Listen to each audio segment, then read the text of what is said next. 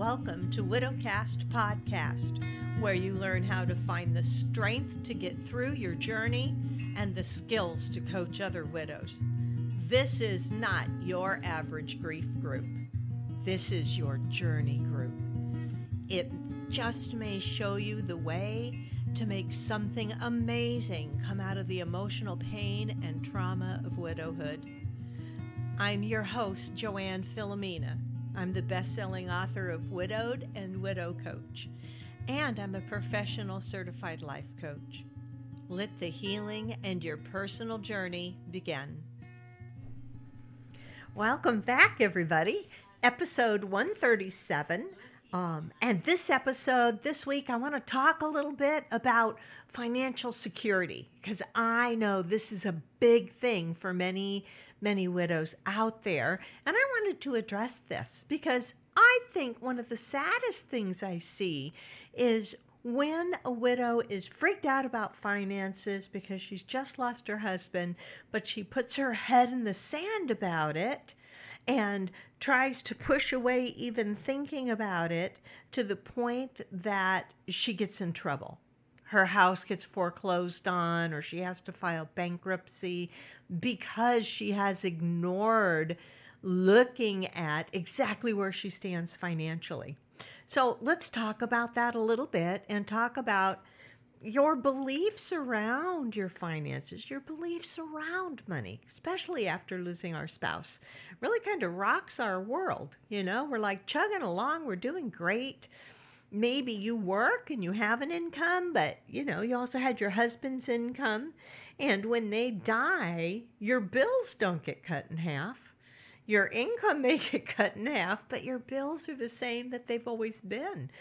Right? Maybe a little bit of difference. Maybe you're buying a little less food a month, but gosh, that's about it, So I want to talk about that today. First, I want to tell you, last week I was at Coach's Mastermind in Dallas. Those of you who listen to me probably know by now that it's like my annual pilgrimage back to Coach's Mastermind. It takes place in Plano, Texas, just north of Dallas, in the north end of Dallas. And I love it because it's a gathering of life coaches, and they all coach all kinds of things, right? This isn't just a widow coaches gathering, although I would love to create that. It's been in the back of my mind, all of you who are listening, who are my certified widow coaches. I so want to recreate this for all of us. It is so inspirational to go hear other coaches speak, learn new things, be reminded of things that we already know. You know how that is? Sometimes somebody says something and it's like, yeah, I knew that, but I've really not been applying it. So it was exciting to do, and it was huge this year. I think the very first Coaches Mastermind I went to, there were maybe 50 of us, maybe. And now this last one was over 400 coaches. So it's growing massively and a lot of fun.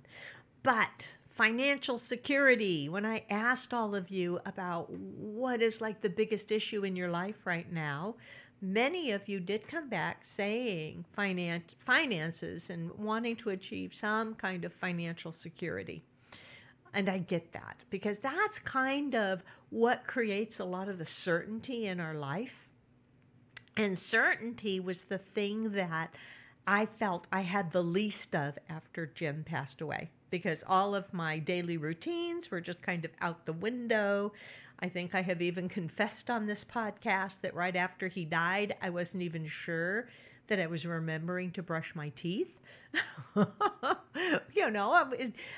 was brushing my teeth, but man, it was pretty hit and miss, because I think I was in such a state of shock, and so many days went by, an entire day could go by, and then well into the next day and going, wow, did I brush my teeth? So all of that shakes up your life. It shakes up your sense of certainty in life. It's not just attached to finances, but it's attached to knowing what each day is kind of going to play out like. Having your routines that you always do It gives you a feeling of certainty. That's why getting back into some kind of routine in your life after loss is so important, because you begin to rebuild certainty for yourself. But yes, your money plays into your sense of certainty and security in a big, big way. Now, when Jim first died, I freaked out about the finances, because 5 months before he passed away, I had been laid off from the job I had been doing for over 20 years, because a huge company had come and bought out our medium-sized company, and they really overextended themselves doing it. They kept me on after buying us out. Even though they had their own director of operations, they still kept me. And but they overextended themselves buying up smaller companies. So at some point, they had to file Chapter 13, which meant they had to start reducing their workforce, trying to get their outflow of funds under control. And eventually, in the rounds of layoffs they were doing, they got around to laying me off. So I had been laid off. I was 60, and I kind of freaked out about that. Like, who's going to hire a 60-year-old? Everybody's going to think I'm just going to retire on them in 5 years, which, I don't ever plan on retiring, really. Then Jim passed away, and there was no income. There were no survivor benefits on his retirement. There was no life insurance policy. I was not working. Zero income, you guys. And that was scary. That was really scary. And I had other coaches telling me that it was just my thinking, right? It's like, this is just your thinking, Joanne, that widows freak out about money.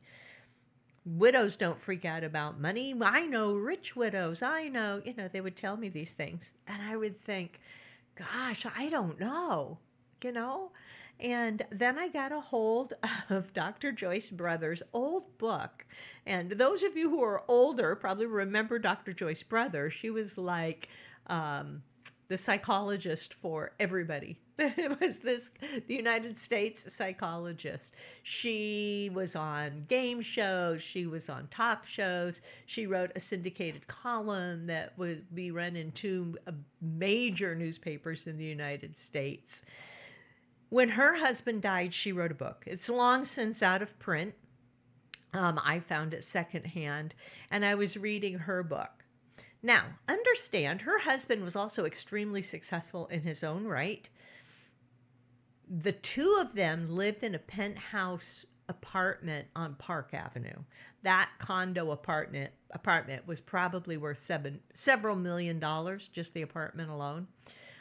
When he died, Dr. Brothers, she was still writing her column that was syndicated out to 2 major publications, and she was booked for speaking engagements for 2 years out. But here's the thing.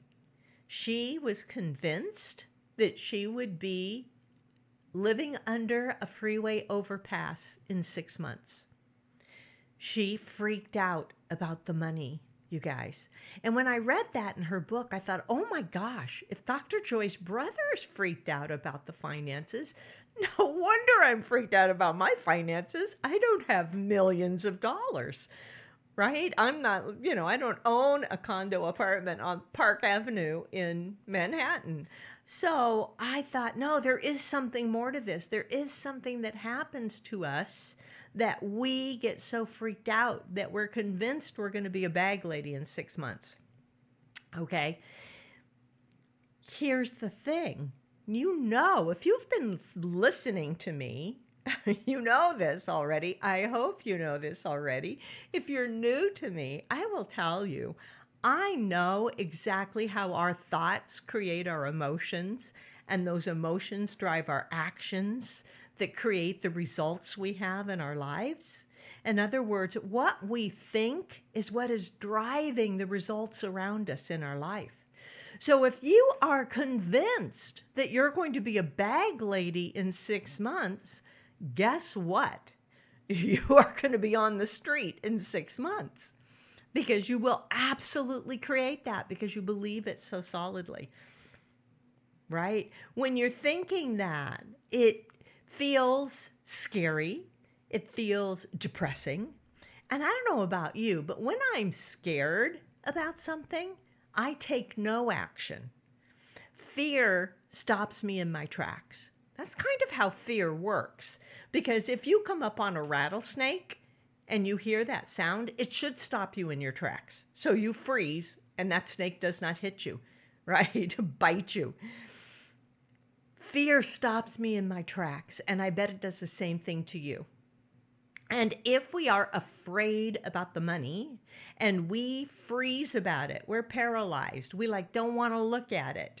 We think, let me just buffer watching things on Netflix all day so I don't have to feel this scary feeling about the money. And what happens when you bury your head in the sand about your financial situation because you're so scared about it is that's when it gets out of control. That's when you do lose everything.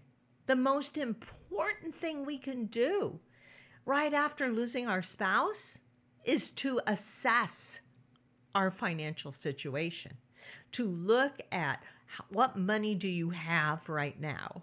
What money is coming in? What money do you need to spend out? One of the first things I did was I opened up an Excel spreadsheet, but you don't have to know how to use a spreadsheet program to do this. You could just do it in a notebook. All I did was I started recording every penny I spent each month. So I would know, what did I pay for my phone bill? What did I pay for water? What did I pay for electricity and gas? What did I spend on food? How much do I have to save each month to cover my property taxes? All of those, so that I was able to get a really good idea of what my basic monthly spending needed to be without any frills or extras, right? Gave me a general idea from the very beginning, because I looked back at our expenses and tried to analyze exactly how much I had to spend each month just on the bills and property tax and food, right? Gas for my car, so that I knew what my bottom line it was for each month. This is what I'm spending. This is how much money I have coming in, which at that time was zero. This is how much money I have in my bank account. So this is how long I know I'm going to be okay, even if I bring in no money. And if that is not a very long period, then you realize, okay, I need to find a way to bring some money in. You can see in an instant, once you've got it all laid out, if you're going to be able to make it or not. And it's important you know that. Here's the thing. We get so scared about it, but the truth is, and don't throw stuff at your computer or whatever you're listening to this on. Don't throw stuff at me. Here's the truth. When it comes down to your finances, it's just math. It's just math.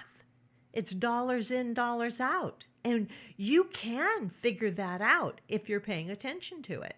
You can figure that out if you don't go into the drama, right? This is something my coach taught me ages ago. It was like, listen, your finances, it's just math. Everything else that's going on in your head about your finances is drama. If you let go of the drama, now you can figure out the math and make it work. So you do want to pay attention. You do want to find out about, Social Security. If you have kids at home, they get survivor benefits. If you are 60 years old or more, you get survivor benefits. No, if you're 37 years old, you don't get widow benefits from his Social Security. If you're 37 and you don't have underage kids at home, you don't get that. And I've heard people rant and rail about that, like, just because I'm not 60 and it's widow benefits and it's my rights. It's not. You're 37, you're employable, right? If you are 60 or older, you do get widow benefits from Social Security. There's a lot of caveats with that. And I talk a lot about that, answer a lot of questions. On a video, I did a Facebook Live in my free Facebook group. It's called Widows Empowering Widows. If you're not in there, why not? Go find it, join Widows Empowering Widows, and go look at the videos. You'll find the video where I discussed Social Security and talked a lot about the ins and outs of that. I don't cover a lot about what kind of benefit you get for underage kids at home, because I do not have direct experience of that. I did not have underage children still at home when Jim died. Our kids were all fully grown. Okay. You want to learn about this. You want to reach out to Social Security if you're 60 or older. I'll give you a tip right now. If you're 60 and you're making good money, you're working, probably you're not going to qualify for it. Because if you are under less than full retirement age, for every dollar you make over $17,000 a year, Social Security, no, let me say that again. For every $2 you make over $17,000 a year, Social Security will take back $1. Right? It's about 17,000. Don't quote me on that. It might be like 17,254. I have no idea.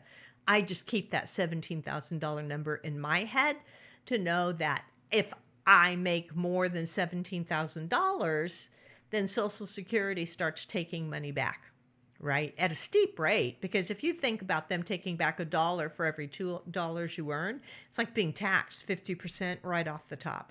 And you're still going to pay taxes on the full amount. So you do want to watch that. You want to educate yourself about it. Again, it's like, don't put your head in the sand. Learn about these things. Figure it out. If you are eligible for widow benefits and you're not working and making tons of money that would just kind of erase it all, do apply for them, because it gives you that little bit of certainty. Social Security is not a lot. You're not going to be able to just kick back and live on it. Trust me. But it's a little something that's coming in that gives you that little bit of financial security in your life, and it might make all the difference to you. What other ways do you make up immediately for the difference in math if you don't have enough coming in to cover the basics that you have to spend each month? Here are interim things, and I seriously tell my widow coaches about this too. It may sound crazy, but you do what you have to do. The first thing is you sell some things, right? If you have 2 cars because your husband had a car and you had a car, and you're like, oh, I'm a new widow, I just can't even think about his car. Think about it. You might need to get that on the market and sell it to cover some of your expenses. Right?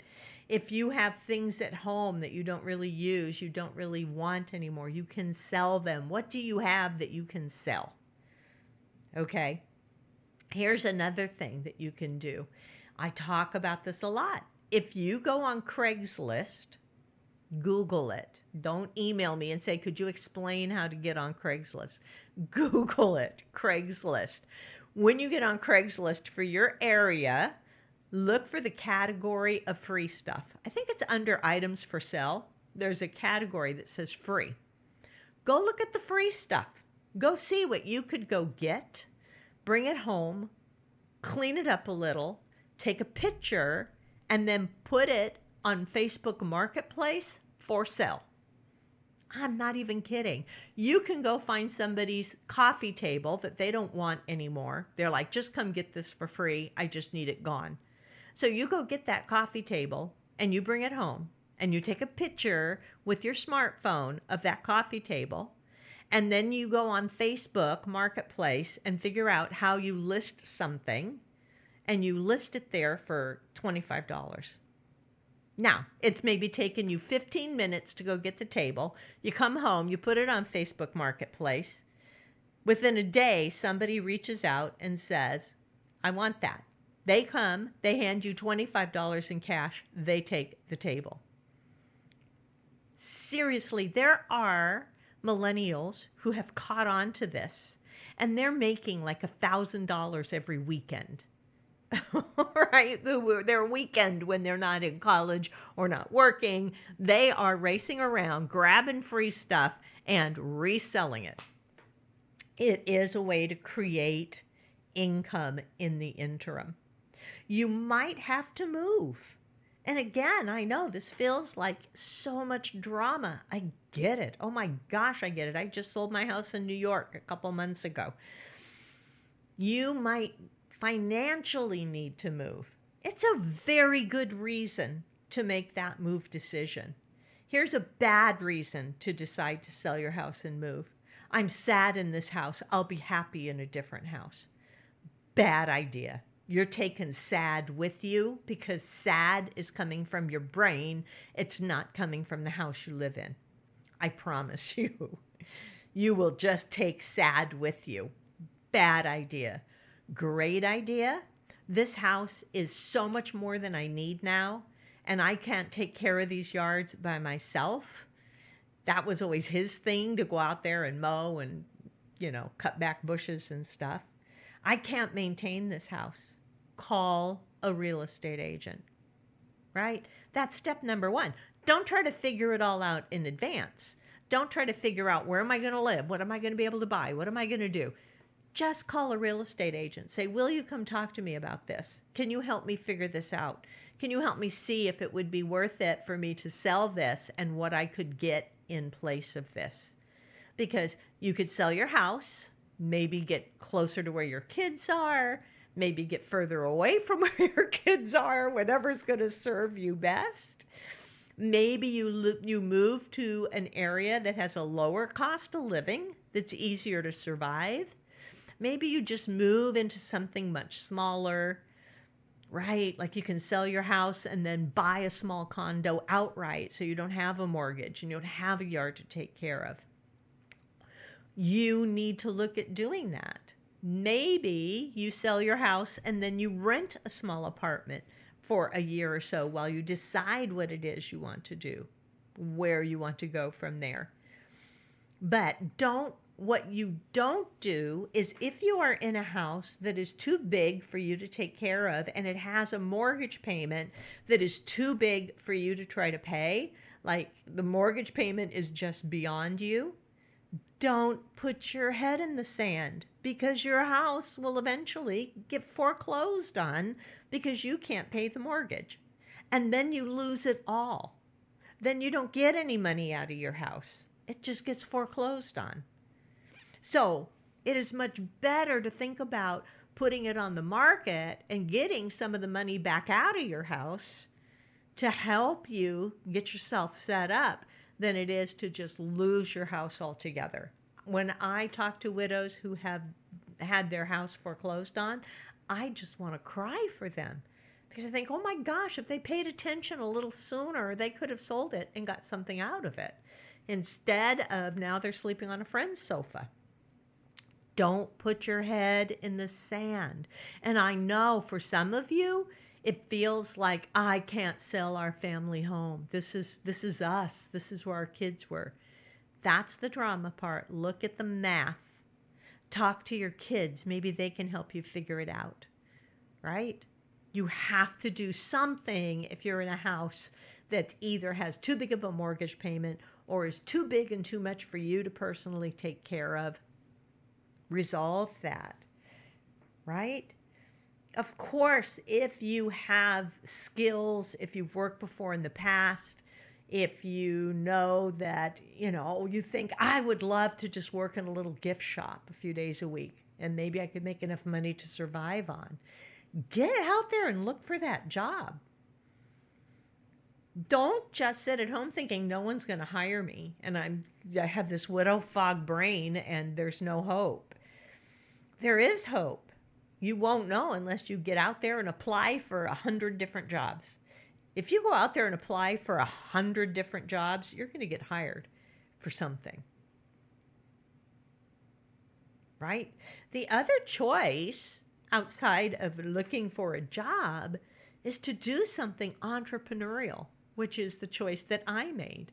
First, I took another corporate job, and it was a nightmare. I quit that job, realizing that I was done with the corporate world. At the age of 61, I did not want to be a number cruncher for anybody. And that's what was happening there. So I left that job and decided that I would get certified as a life coach. Coaching is what I'd been doing in the corporate world for decades. And I thought, this is it. Coaching is what I loved more than anything else. And that's what I want to do with the rest of my life. So I went and became certified and learned how to set up a business on my own. So you can do something entrepreneurial, whether you get into a multi-level marketing product. Just make sure it's a product you love and you're great at sales and you're not just making money for someone else. You want to make sure you're going to make money for you doing that. There are companies out there. I have seen widows that I know who have become very successful with doing that kind of thing. Becoming certified as a certified widow coach and setting up an online business to reach out and help other widows is an option. I teach that class, right? You can reach out to me about that. There are many things you can do as an entrepreneur. What are you good at? What do you love? What are you passionate about? You can begin to build something for yourself that brings in income. It may not bring in income like in a week. It may take a lot of work on your part to really get established. And you can do that if you've got an interim way to survive while you build something for yourself. That interim way to survive is sell something, live off of what you have if you have a little bit of reserves, or get a part-time job that you can do while you build something for yourself. There's lots of ways around this, you guys. Now, here is another lesson from my own life coach. Okay, she is something pretty special, and she taught me something that I would have never thought of before. Because I would always think, if I need more money, if I can't cover my expenses, then I need to cut my expenses. Right? I would first say, okay, well, I'm going to have to cancel the cable TV. I'm going to have to cancel my music subscription. I'm going to have to stop buying this. I'm going to have to buy cheaper food. I start trying to spend less. And maybe that's where almost all of us go to when we realize, oh, I don't have enough money coming in. I have to spend less. She said, no, that's a bad idea. Why are you going to treat yourself like that? Why are you going to live like that? Instead of spending less, what happens if you decide you're just going to make more money? It's like a whole new concept. I was like, what? Instead of cutting back on my expenses, just go make more money? And then I realized, oh, yeah, it's just math.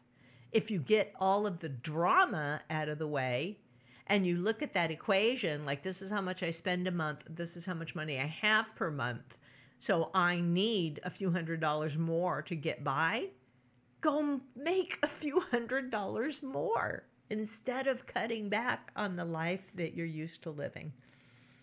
Isn't that an amazing concept? I mean, think about that. Just think about that. Instead of giving up, go get. Go get. Maybe you have a job right now, and you could go ask for a raise. Don't go in and say, I need a raise because my husband died. That's not going to work.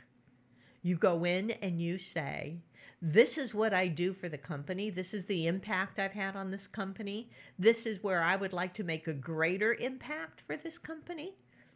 And I think I'm worth this much salary per month because of what I contribute. That's how you get a raise. Fill in the blanks. Go get a raise. Now let's talk about debt. Because some of you have been left with debt, or maybe you are now going into debt a little bit because you're putting stuff on your credit card that you normally wouldn't, but you don't have enough cash coming in. So let's talk about that. Women don't want to talk about it. We want to, that's like, oh my God, it's shameful and it's a dirty word. And it's not. Debt is not a dirty word. And it's not shameful. All debt is that you're buying money to pay for something else, right? You have something you need, you don't have the money for it, so you go over to the credit card and you're like, okay, I will pay you this much interest if I can buy enough money from you to go buy the thing I need. That's what debt is. That's what borrowing is. And sometimes you need to be able to borrow to get by long enough to build something where you can put it back. Now, here's a question that I pose in coaching, and I want you to ask yourself this question. If you were $50,000 in debt and you suddenly got a $50,000 windfall that you weren't expecting, I don't know, say you have like a rich uncle that dies or something, or you win the lottery, all of a sudden you get a $50,000 windfall. What do you do with that $50,000? I'm telling you, 4 years ago, I would have immediately said, oh, I pay off the debt. I pay off all those credit cards and all those bills, so I'm not $50,000 in debt anymore. Wipe my hands clean. I break even, right? I won $50,000. I'm paying off all that $50,000 debt. Would you be surprised if I told you that I would not answer the question that way today? That I can so clearly see how you can take $50,000, invest in yourself to build something for yourself that creates constant income. And then when you do that and you have the constant income, now you can start paying down your debt, right? I know a fellow coach of mine who she went $50,000 in debt. Now, I don't recommend you run out and go 50 grand in debt, but she did, building a coaching practice as a business coach. She was putting stuff on credit cards and getting her business set up, and $50,000 in the hole doing that. And then she did her first business retreat for female entrepreneurs, and she made $100,000. Oh my gosh. So now she has $100,000. She can pay the $50,000 in debt off, and she has $50,000 going forward to continue to build that business. How amazing is that? Instead of gaining $50,000 and paying off your debt immediately, you should invest in yourself, or invest it in some way that it creates ongoing income for you. This is how you create. All of this depends on one thing, you guys. I know you're listening to this and you're like, she's blowing my mind. Of course I would have to pay off my debt. I have no idea what I would do as an entrepreneur. I get it. I get it. Because the first thing you have to be able to do is believe that you can stand on your own 2 feet and support yourself. And if you can't believe that in this moment, I want you to tell yourself this. I want you to tell yourself, I think I can begin to believe that I can believe I can stand on my own 2 feet. I think I can begin to believe that. Because if you can open that crack of belief just a little bit, then you begin to create it. Then it happens. It happened for me. I hit that month where I looked at that month and said, oh my gosh, I think I'm going to be okay. I really can do this. What I'm doing is working, and I'm going to be okay. And as widows, I know you get it. I tell that to other people, and they just look at me weird. But I know if I tell that to another widow, like I had a month financially where I looked at it and went, oh my gosh, I'm going to be okay. And you know, it makes tears come to my eyes Maybe it makes tears come to your eyes just thinking about it. That is such a big thing. First, though, you have to believe it's possible. You have to believe you have that in you to do that. And you do. We all do. It's called post-traumatic growth. I did a whole podcast on post-traumatic growth 3 years ago. What podcast number was it? Let me look it up for you. Podcast episode number 18. That's how far ago it was. This is 137. If you go back and find that, I talk about post-traumatic growth. You know you're feeling post-traumatic stress after losing your husband. But did you know all of that pain and trauma of the loss can also launch you into amazing growth in your life? And that's where you want to head. You can look into talking to a financial advisor. My only caution for you would be always know where your money is. Know who you're talking to. Don't just call any financial advisor out of the blue. Best if you can get a recommendation from a friend and then go in feeling very cynical about it, because there are millionaires who were scandalously ripped off by financial advisors like Bernie Madoff. You may have heard that name in the news. He took billions of dollars from people. But there are financial advisors in the world who are honest, who are wonderful. It's what they do for a living. And they can advise you. So that might be a good idea. If you've got money in some different places and you're still trying to figure that all out, right? Because maybe your husband looked after it all and you're like, I don't even know where we have money in what accounts. Watch your mailbox, because statements will show up, and see if you can find a recommendation for a really trustworthy financial advisor. And again, even if you have a financial advisor now handling your investments, always know where your money is. You don't turn your back on it and trust anybody. I know that. I have heard that over and over again from big names in finance. You must always know where your money is. So, believe in yourself. Get out there and build something for yourself. Start taking action. Figure it out. Know your numbers. You may feel sick to your stomach when you sit down and try to assess how much money is in the banks, how much money do I have coming, how much am I spending each month? I know that sick stomach feeling. It used to do that to me too, because I had so much drama in my head about it. But understand, it's just math. And you want to see if there's a shortfall, and then what you need to do to take care of that shortfall. Don't fall prey to losing everything you have because you've put your head in the sand. Don't do that.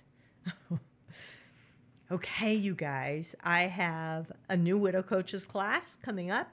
It's starting October 25th. If you are interested in learning coaching skills and becoming a certified widow coach in that class, you are investing in yourself to do this.